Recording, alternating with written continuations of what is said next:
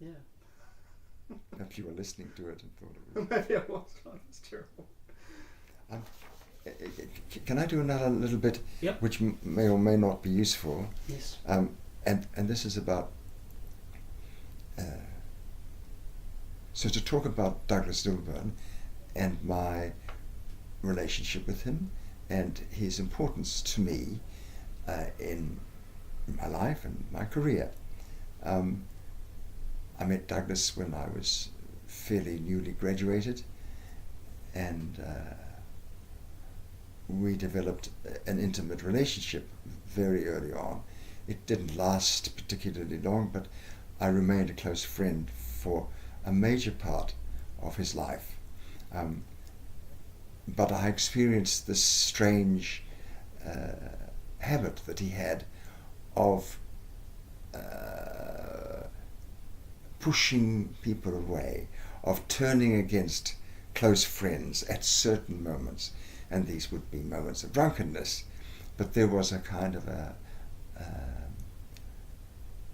a bitterness which surfaced, and I think almost every friend of Douglas would have experienced this.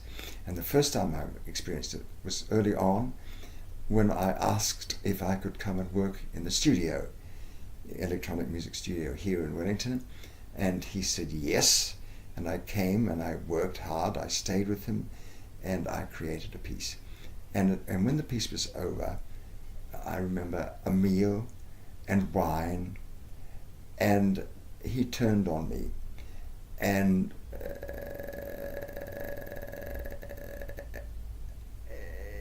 I guess he interpreted this as a kind of arrogance, that as a young composer I should expect to have access to the studio, or that I thought that I could do things without any without any apprenticeship or something. And it was a shocking experience for me, and I was deeply shaken by that and remembered it thereafter. And the next time was near the end of his life, and in a way the attack was more deserved. Douglas had been ill, yes, not seriously ill, but incapable of looking after himself. So he had a few days in hospital, and Margaret Nielsen and myself took that opportunity to go into his house and to clean, to spring clean, to get rid of the mold and the grime and a good vacuum. And Margaret, very kind of sensitive about issues of propriety, said that I should look after the bedroom, but she didn't want to enter the bedroom, so I cleaned out the bedroom. And the bed itself, I pointed out to Margaret, was in a lamentable state. The mattress was just a big thick, it wasn't a proper mattress, I don't think, it was just a big thick slab of not rubber, but yes, something like rubber. And it had collapsed. It was all coming apart. It was collapsed. It was hollowed like this. He'd been complaining of a bad back, and we thought, well, that's the reason, isn't it? His blankets were wholly and disintegrating. So it was really a mess. So Margaret and I thought, a new bed, that's what he needs. So we went out and bought a new bed. And of course, Douglas, he conceded that we meant well, but for him it was an unforgivable intrusion on something very private, which is one's bed. And in a way that's true. One's bed is, one spends a lot of time in it, and one gets to know it and appreciate it and enjoy it. So the relationship was fractured at that point. But throughout the time that I knew him, I had the feeling at some periods, especially early on, when he created many opportunities for me. he would put in a word in, and I would find a commission coming my way, and I would know it was thanks to Douglas's suggestion or recommendation. So I had many of those opportunities which I owe to him for sure. I think he treated me a bit like an adopted son, because I was aware also that he didn't always take me seriously. He maybe treated me a bit like a naughty boy, needed to be corrected occasionally, but we shared a lot.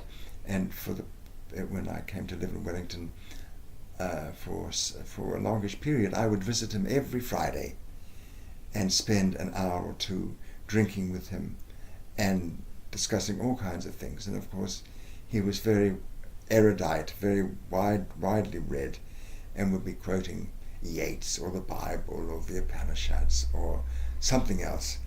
And of course, I kick myself now of not recording something of those conversations, that I could have come home every week and jotted something down. But of course, it all went into the fog of inebriation. When I think of Douglas, I think of aloneness, and his life was spent alone. And a part of aloneness is of course the element of loneliness, and it's not necessarily equivalent, but there must be times, if one is alone, that one experiences loneliness when one would like to have company and there is not company there. It's very obvious why he lived alone, because the period that he lived through, as a gay man, it would have been difficult to live with a male companion, which is what he might have desired or liked, without causing scandal and rumour. So he, in a sense, a life of solitude was chosen for him. There was a period also that I thought that he might like to keep in contact with students, with young people. So every few weeks I would invite some senior composition students, and we would descend on him. And he was very sociable. He would ply us with bread and olives and other nibbles and lots of wine. And I think he enjoyed that. But at a certain point he got tired of it and said, "No more, thank you." And likewise with my weekly visits, they came to an end. And I think it was a gradual withdrawal into solitude. He was a great reader. He loved reading. He was a great listener. He listened to the radio, Concert FM. He listened to all broadcasts of New Zealand music, especially premiere broadcasts, and that would produce a response invariably. He would contact with the composer and give some feedback. So he remained interested in what was happening, even though for the last 20 years of his life he didn't compose. 20 years of silence. But he remained to some degree engaged. And of course he gave, $20,000 a year from his trust fund to the universities to support young composers annually. And of course he set up the trust fund to support other ventures. And no decisions were made, even though he was not a member of a committee or anything like that, but no decisions were made without consulting with Douglas. And there was one occasion where there was a particularly conscientious chairperson of the trust board at the Turnbull Library who decided that, I don't know what he decided, maybe it was that the trust should be better advertised, or that it should do this or that. And Douglas was affronted and withdrew communication for a period of months. And everybody at the Turnbull wondered what was wrong and what they'd done wrong. Oh my God. But it came right. But Douglas did want, it was his money after all, did want to be kept in the loop and to be consulted. But that trust fund is very well endowed and will go on in perpetuity, and so that's a lasting legacy. He worked out a nice deal whereby all his APRA income from performances of his music, which is probably may have changed, but performances of Douglas's music, internationally as well as nationally, probably equal as much as everybody else put together. So all that money from APRA goes directly into the trust fund, thereby escaping taxes. Douglas, his personality was shy, but he told me a story once which rings true. He said he was at a party and he was by himself, and somebody came to him and said, "You appear to be shy and withdrawn, but I think that you're actually very strong-willed and forceful." And he thought, yes, maybe that's true. And in his life, he found ways to achieve things. I guess his growing reputation meant that he could put in a word with radio, with the New Zealand Symphony Orchestra, and people would take notice. So although it was done, just with a phone call, he exercised considerable influence, and one would say power. And he must have been aware of that and enjoyed it in his own quiet way. Can I ask you some questions? Oh yes, sure. How do you reconcile his generosity to others with his not looking after himself? His background, of course, was Scottish, so he always acknowledged this frugal element in his makeup. So, and he had also had he'd lived through difficult times, although his father supported him in London, and maybe he had a scholarship or two. I think they were probably quite lean times when he was a student for 3 years. And then back in Christchurch, he was a freelancer.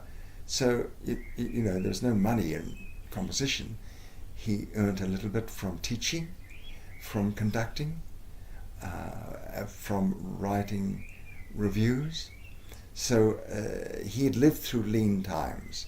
And that and his Scottish ancestry said that he meant that he never was going to indulge himself. So he just, he had he enjoyed the houses that he lived in, especially the one in Thornton, Ascot Terrace, as it used to be called, and thought that was close to heaven. The situation, the house, the garden. He did travel occasionally on sabbatical. I'm not sure how much he enjoyed that. I mean, the travel bit, I don't think he went sightseeing too much. It was all study, especially in studios, for instance, in Toronto.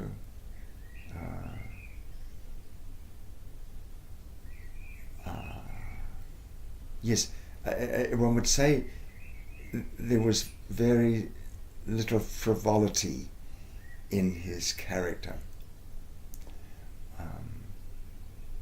The literature he was interested in was, one would say, heavy.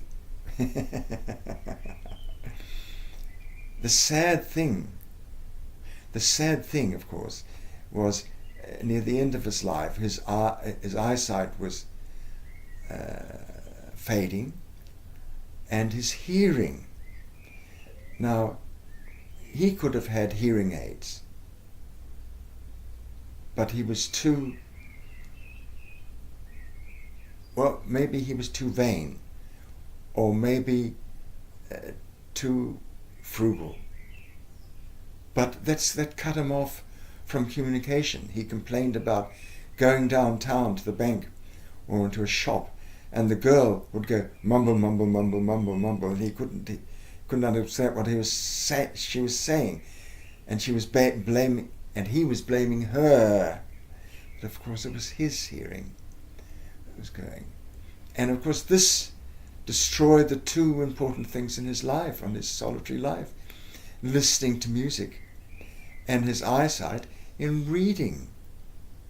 So he was condemned in those last years a lot to watching television, and the only television he had, only channel he could get, was Television 1.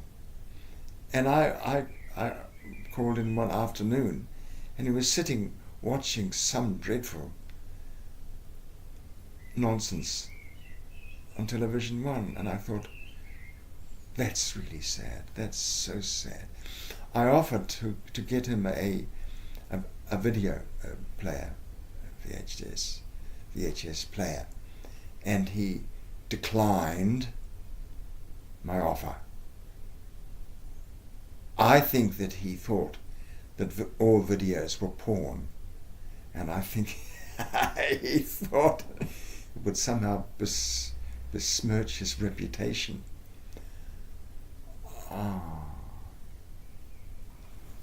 Why were the donations to the Lilburn competitions anonymous? What became the Lilburn competitions? Yes. This was to do with it's to do with the Scottish. There must be it's not frugality, but self-effacement,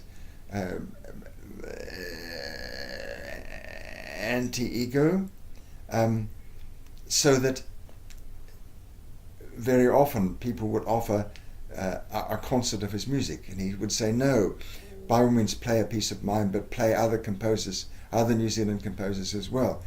Make a recording. Yes, include a piece of mine, but include other composers as well. So the idea that he shouldn't push his own reputation, his own career, at the expense of others. It was a generosity, but it was a kind of tied up with this Scottish dourness, and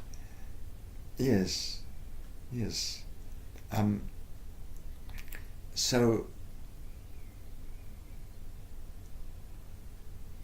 he didn't want the Lilburn prize to be advertised. No, everybody knew who it was. What was interesting, when he made the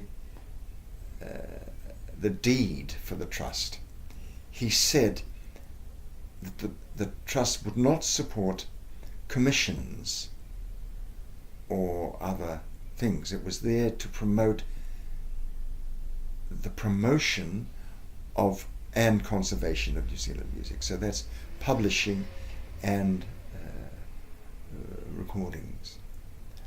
And yet that money to the universities was in some sense not a commission, but it was a prize. It was against his own rules.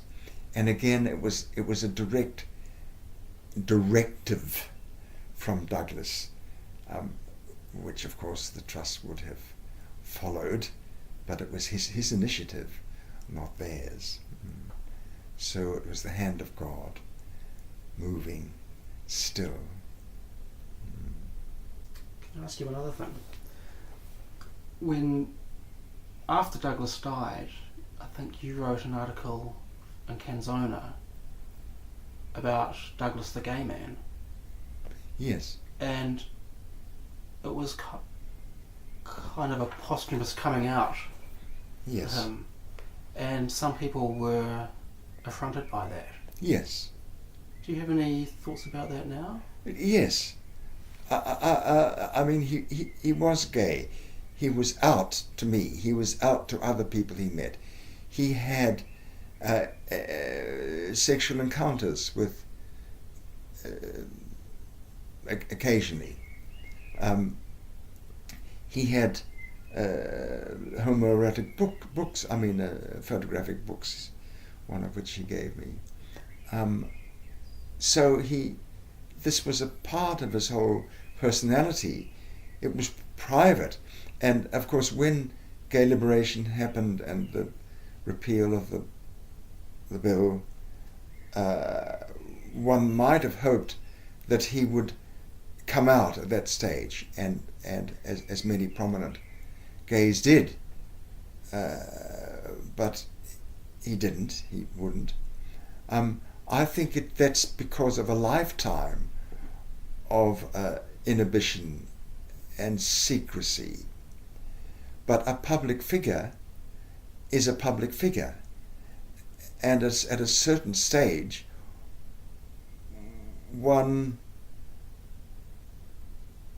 they become public property.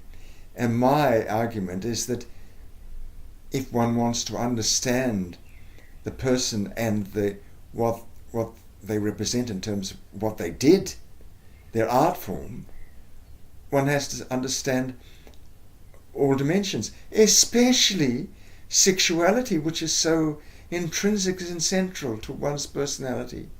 You know, one might say that, all right, this is a person who's a coffee drinker, you know. So what? Well, maybe it's got some bearing on the person and their life and what they did, but probably fairly minor. But if they're alcoholic, as he was, if they're gay, as he was, these are fundamental to help understand his life, his behavior, his art. Now, in music, to kind of trace sexual preference is a tricky business.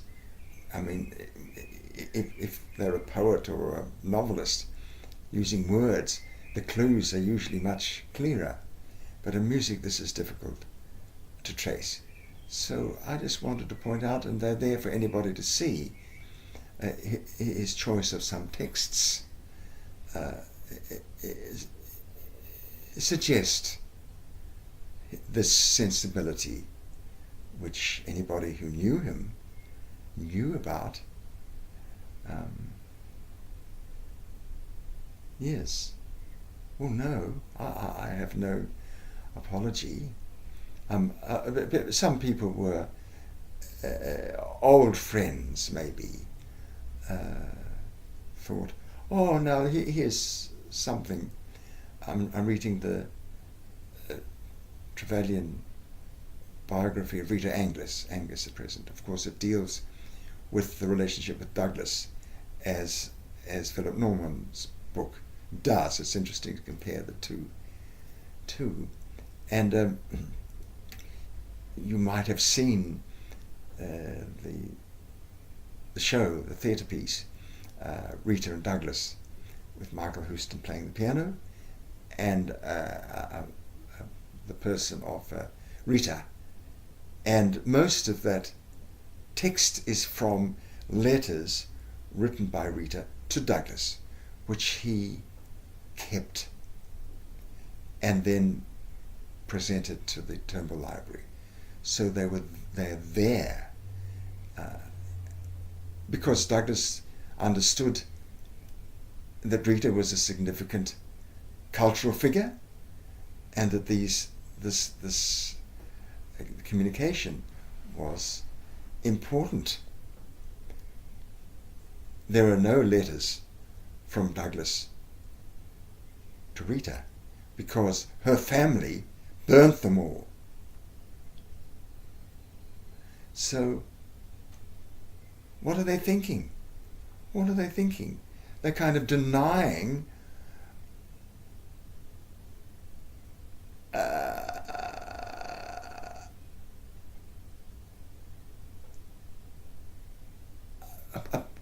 a part of this relationship which was so important to Rita Angus. Really, really important. The most important man in her life, Douglas Lilburn. Really a friend, short-time lover, and mentor. And his view of that relationship they destroyed. And who are they? Family? Family? Whew.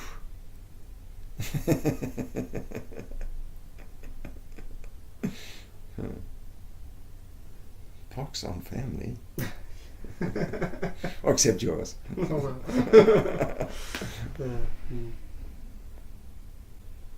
Well, just a little footnote. John Mansfield Thomson, a heroic figure, a musicologist, musician, very great friend of Douglas, suffered terribly at Douglas's hands and at this kind of attacks that would come from time to time from Douglas, but a saint in all that he accomplished, and living in near poverty most of his life. So John Mansfield Thomson, a gay man also, and lived in London as a young man, and as a young gay man in London, enjoying the pleasures of London, pleasures that were on offer. His journals, which talk about that life, that many aspects of a gay life in London, of such interest and importance for everyone, especially for gays, to rediscover history, because so much of gay history has been covered, has been suppressed, destroyed. So the journals from that period, which he kept, which were passed to his executor looked at them and decided that they were very personal, gave them to the family, and the family threw them on the fire. That's history, destroyed. And again, especially someone like Douglas and John, they always had the option to destroy anything before their death that they didn't want people to see. But no, they retained them, that they were archivists by nature. But things are different now, do you think? Oh, I hope so. Yeah. Don't know about, well, hopefully families. You see, it happened. It's happened with other people, I think. That well, hopefully now families are proud of their gay and lesbian offspring, but in the past they were mortally ashamed and thought that these people, their lesbian and gay offspring, I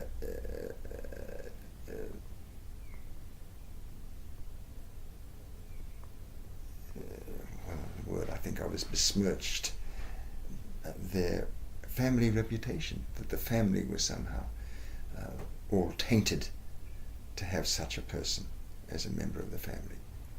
Whew. It's changed in my family. I've been sort of out long enough, and I have now 2 great nephews who've come out as gay, and the families are coping very well, and are quite, well, I don't know how pleased they are, but maybe a bit baffled, but they're very supportive and interested in the path that these young men might be taking. Yep. Sure, your example is. I hope so. Yeah. I hope so. Yeah. How old are they? One's 26. One's 26, 27. The other one must be about 22, 23. But one of them made a journey to visit us with his partner. I think just to sort of get a blessing or something.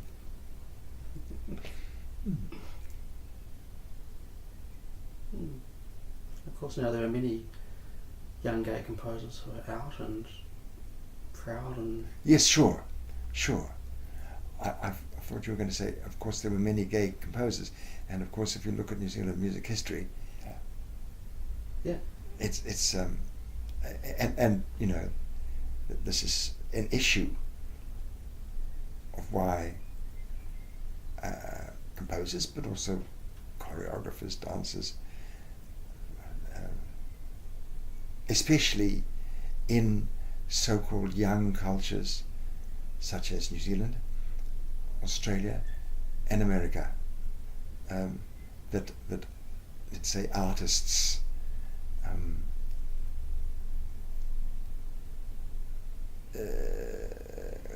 were gay, and it's all mixed up, chicken and egg. The marginal interest in the arts and the marginal sense of identity somehow get mixed up together, and whether being gay encourages one to take up something strange like an artistic pursuit. Maybe that's it. But in America, it's first half of the 20th century, they're all queer, and in New Zealand, fairly similar. If you think we're done, I can make you a cup of tea. Let me just check the time. Yeah. Yes, please. How does green tea sound? Sounds good. I'll pack up. Thanks for that.